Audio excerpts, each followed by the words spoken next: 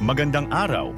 Sa video na ito, tatalakayin natin ang buod ng ika-42 kabanata ng Noli Me Tangere ni Dr. Jose Rizal na may pamagat na Ang Mag-asawang de Espadaña.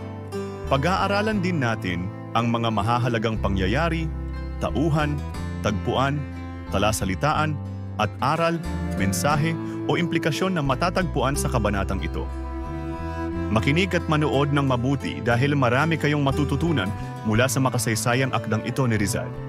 Simulan na natin. Sa bahay ni Kapitan Tiago, naramdaman ang lungkot dahil sa pagkakasakit ni Maria Clara. Ang magpinsang sina Tia Isabel at Kapitan Tiago ay nag-usap tungkol sa kung alin sa dalawang krus, sa tunasan o sa matahong, ang dapat bigyan ng limos upang gumaling si Maria Clara. Sa huli, napagkasunduan nilang bigyan ng limos ang parehong krus. Natigil ang kanilang usapan nang dumating ang mag-asawang de Espadaña kasama ang kanilang pamangkin na si Linares. Si Dr. Tiburcio de Espadaña ay isang peking doktor na nagpasya na manatili sa Pilipinas matapos dumanas ng maraming hirap sa biyahe mula Espanya. Siya ay dating mahirap at walang pinag-aralan na nagtrabaho lamang bilang tagalinis sa ospital ng San Carlos. Dahil sa payo ng mga kapwa Kastila, nagkunwari siyang doktor sa mga lalawigan gamit lamang ang kanyang pagiging Kastila bilang puhunan. Sa kabila ng kanyang takot at pagkabalisa sa panloloko, ipinagpatuloy niya ito dahil sa kagipitan. Kalaunan, siya ay nakilala at sinubukan pang pagyamanin ang sarili sa pamamagitan ng mataas na singgil. Ngunit nasira ang kanyang reputasyon nang siya'y isinumbong sa Proto Medico de Manila. Nawalan siya ng mga pasyente at handa na sanang bumalik sa pamamalimos nang nakapag-asawa siya ng isang Pilipina, si Doña Victorina. Si Doña Victorina de Espadaña ay isang Pilipinang ambisyosa na nag-aastang Europeo. Ipinagmamalaki niya na siya'y mas bata kaysa kanyang tunay na edad at nais niyang mapabilang sa mataas na antas ng lipunan. Ang kanyang pangarap na makapangasawa ng isang dayuhan ay natupad, ngunit ang nakuha niya ay si Tiburcio, isang mahirap at walang kakayahang Kastila. Gayunpaman, binihisan niya ang kanyang asawa upang magmukhang kagalang-galang at ipinagpatuloy ang kanyang ilusyon bilang isang Orofea. Dinagdagan niya ang kanyang pangalan ng De upang magmukhang mas aristokratiko at nagpakalat ng balita na siya ay buntis, kahit ito'y hindi totoo. Pagdating sa bahay ni Kapitan Tiago, ipinakilala ni Doña Victorina si Linares kay Kapitan Tiago. Habang nagmimerienda, dumating si Padre Salvi na matagal nang kakilala ng mag-asawa at ipinakilala nila si Linares. Ipinagmamalaki ni Doña Victorina ang kanyang koneksyon sa mga mataas na tao sa lipunan, ngunit napahiya nang malamang dinalaw na ng Kapitan General ang bahay ni Kapitan Tiago. Pagkatapos, nagtungo sila sa silid ni Maria Clara upang siya'y suriin ni Dr. Tiburcio. Nagreseta si Tiburcio ng iba't ibang gamot sa dalaga, habang si Linares ay nabighani sa kagandahan ni Maria Clara. Naputol lamang ang pag-uusap nang ipaalam ni Padre Salvi na dumating na si Padre Damaso. Dumako naman tayo sa mga mahahalagang pangyayari sa kabanatang ito. Dumating ang mag-asawang de Espadaña kasama si Linares sa bahay ni Kapitan Tiago. Ipinakilala ni Doña Victorina si Linares kay Kapitan Tiago. Nalaman ng Doña na dumalaw na ang Kapitan General sa bahay ni Kapitan Tiago. Sinuri ni Tiburcio ang may sakit na si Maria Clara at niresetahan ng mga gamot. Nabighani si Linares sa kagandahan ni Maria Clara. Mga mahahalagang tauhan.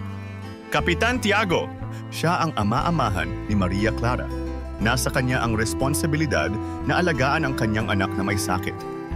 Kasama niya si Tia Isabel sa pagpaplano kung paano makatutulong ang kanilang mga donasyon sa paggaling ni Maria Clara.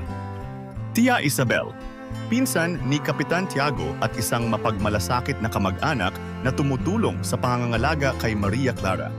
Nakatuon siya sa paggawa ng mga tradisyonal na pamamaraan upang gumaling si Maria Clara.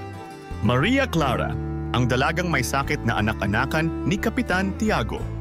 Siya ang pangunahing dahilan kung bakit nagtipon ang mga tao sa bahay ng Kapitan, Doña Victorina de Espadaña.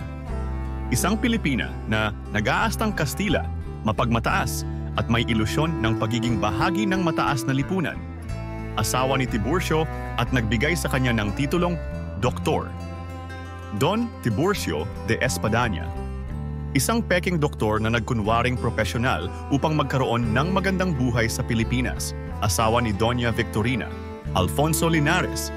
Pamangkin ni Don Tiburcio, ipinakilala kay Maria Clara. Padre Salvi. Ang pari na matagal nang kakilala ng mag-asawang de Espadaña. Isa rin siyang karakter na may lihim na paghanga kay Maria Clara. Dumako naman tayo sa tagpuan ng kabanata. Ang tagpuan ng kabanata ay sa bahay ni Kapitan Tiago. Ngayon naman ay talakayin natin ang mga talasalitaan sa kabanatang ito. Limos, pagbibigay ng pera o tulong sa simbahan o sa mga nangangailangan bilang isang gawang pagkakawanggawa. Inaanak. Isang taong bininyagan o ginabayan ng isang ninong o ninang sa isang seremonyal na okasyon tulad ng binyag o kasal. Kamag-anak, isang tao na may kaugnayan sa iyo dahil sa dugo o kasal. Kapamilya o kamag-anakan. Kagalang-galang, isang tao na may mataas na reputasyon o pagkilala sa lipunan. Pustiso, artificial na mga ngipin na ipinapasok sa bibig upang palitan ang mga nawala o nasirang ngipin. Ilusyonada, isang taong may matinding pantasya o ambisyon na makamit ang mga bagay na hindi makatotohanan o hindi naaayon sa kanyang katayuan. Merienda, isang magaan na pagkain na kinakain sa gitna ng umaga o hapon. Pulot gata, isang termino na tumutukoy sa panahon ng bagong kasal kung saan masaya at matamis ang pagsasama. Nag-aalab, tumutukoy sa matinding emosyon, karaniwan ay galit o kasiglahan. At ngayon ay alamin naman natin ang ilan sa mga aral, mensahe o implikasyon na ipinakita sa nobela. Ang pagpapanggap ni Tiburcio bilang isang doktor ay nagpapakita ng kawalan ng integridad at pagkakaroon ng mapanlinlang na pagkatao na nagdadala ng masamang epekto sa lipunan. Si Doña Victorina ay representation ng mga taong walang sariling identidad at lubhang nais maging bahagi ng mataas na lipunan, kahit na ito'y base sa mga kasinungalingan. Ang pagmamalabis ni Doña Victorina sa kanyang estado ay nagdulot ng pagtanggi at kahihiyan na nagpapakita ng kahalagahan ng pagiging totoo sa sarili at sa iba. Ang peke at mapanlinlang na pamumuhay ng mag-asawang de Espadaña ay isang babala laban sa pagtanggap ng mga bagay na hindi totoo, lalo na kung ang buhay ng iba ang nakataya. Ang pagiging madaling maimpluwensyahan ng mga tao tulad ni na Kapitan Tiago at Tia Isabel ay nagpapakita ng kahinaan ng loob na maaaring magdulot ng pag-asa sa mga maling tao. At diyan nagtatapos ang ika-42 kabanata ng Noli Me Tangere, ang mag-asawang de Espadaña. Ano ang natutunan mo sa kabanatang ito? I-comment mo na ang iyong sagot.